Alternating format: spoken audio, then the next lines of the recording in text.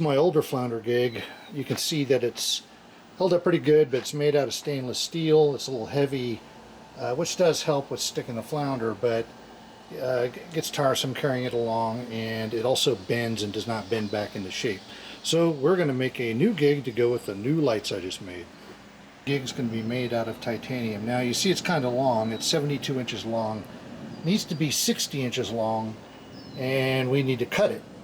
The problem is titanium, if you don't cut it correctly, it hardens into titanium nitride and then becomes difficult to work with. So we're going to experiment with a wet saw just to cut it to length. And then when I go to drill and tap the ends, we'll definitely use lots of oil.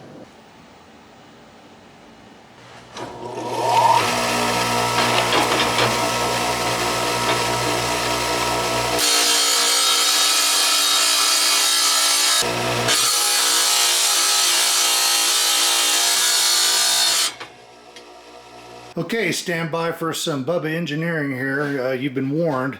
I have my drill press sitting in a vise at an angle, and what we're going to do is we're going to use it on its side, almost like a lathe would be, but it's not a lathe, it's a drill press. And we're going to come up through the bottom of the base plate, through this hole, through the table, and then to the chuck, and we're going to line this up with a nice thick piece of oak. But anyway, the first thing we have to do is we have to get the chuck lined up with the table, and the table lined up with the base. We have the titanium round stock inside the chuck, and you can see plenty of clearance around the center hole. Then it comes through the bottom and then on out. It's more crucial that it's centered right there for the precision block to sit on.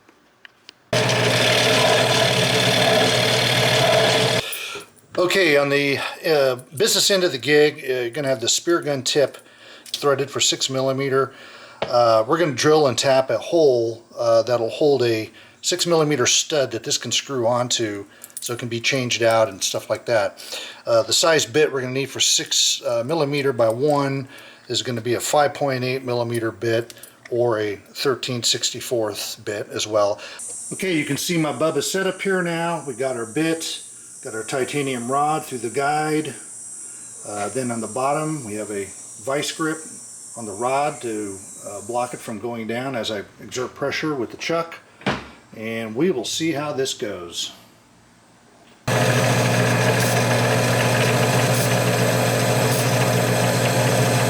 Give it a little bit and then back off. And I did that over and over, probably about 30 times, maybe going 1/8, 16th of an inch at a time until I got my hole finally drilled. Anyway, we're almost done, and then we can see if we can get it tapped. Bore the hole for the stringer. This is a larger bit. Again, it's a Cobalt Pilot Point bit. I think DeWalt makes it. We're going to use, if it heats up and turns to nitrite, then we're going to be out of drill bit, and they're not cheap after about the third one. So anyway, I won't show this entire process because it flings oil over the camera. That's not good either. So you just do that little bit right there and then back off oil. And do it again, clean it up a little bit, do it again. Just like that. You got to let it cool off and do that little by little so you get the depth that you want. Okay, so what I'm having to do here is I have my 6mm tap, kind of get some oil on it there, and it's very important to keep touching the top of this to feel for any heat, because once it starts getting hot you have to back up and wait. So we're going to go ahead and go down to our stop, and well, I've been hearing, you can hear the little clicks of the chips breaking off, and when you hear a couple or one, don't go any further. You got to come back out, clear that chip out, and then put the tap back in. So it's very deliberate. So you can hear it. Hear that? Right there. Right there. Right there. And then back off again. Because if you go too fast, you'll break off the bit and you're screwed. It's just crazy hard, and it's taken me all day yesterday to drill. I'm not going to go all the way through just to lower the risk a little bit.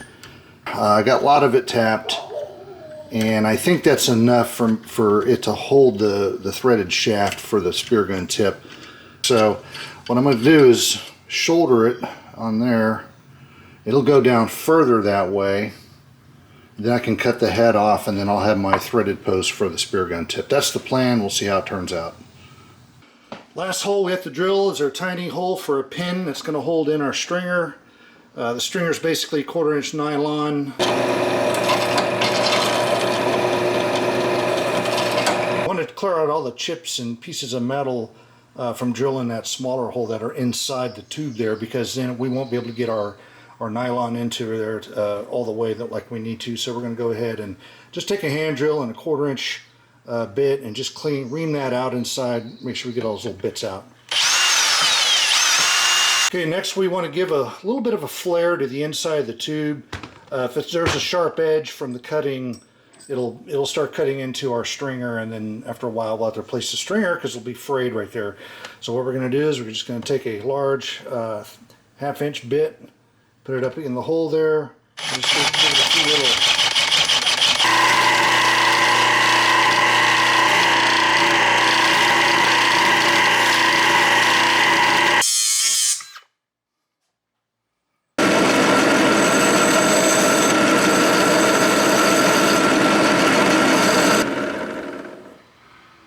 Okay, we're going to take some alcohol here and clean out our little hole, get all the oil and little bits of metal that are in there before we insert our shaft for right there.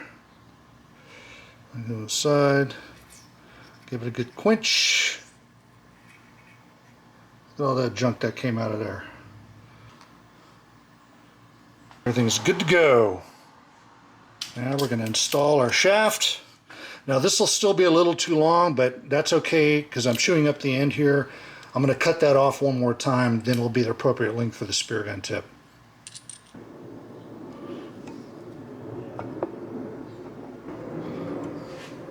Get it in there good. Clean up the excess, and we're set. Inside the spear gun tip, the threading doesn't really start until after about 1/4 inch inside, and there's this big free space in there, and that's because most spear guns that you would screw this to, or spear gun spears, are kind of shouldered. That fits up in there and it keeps this rigid and straight. Well, I don't have that here. This diameter is exactly the same as this diameter, which means when I put it in, it's going to have a little bit of room to swim around in there, and that's going to put undue stress on the threads. So what we're going to do is coat this with a little JB weld, install the tip with the JB weld in there, and then I can line up the tip with the shaft and then use some clamps and hold it. When the JB weld dries, it'll provide a natural collar around here. Anyway, that's what I've been doing on the other one. Seems to work pretty good. So enough. This will create quite a mess, but that's okay. We got lots of paper towels.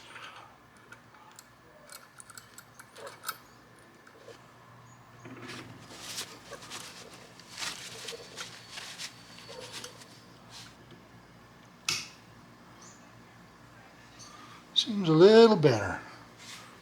For our stringer, we're going to have this nylon braid here. It's very strong and has a fiber core to it, so it'll hold up for many years.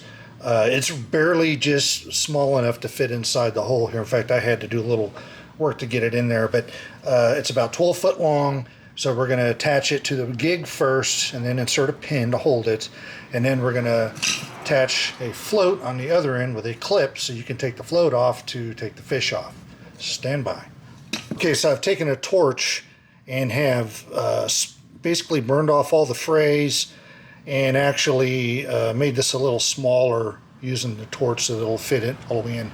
This line is approximately how much should fit in there up to that point. Okay, you can see I have my stringer inserted. It goes down to about right there.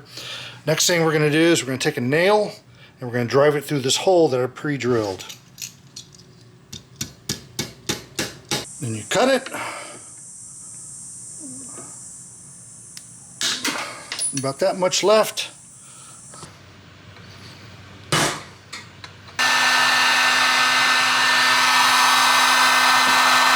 A very large clip right here, just basically a huge version of a normal fishing clip.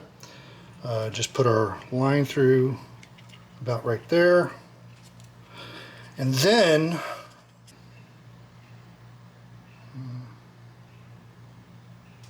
slather it all in there.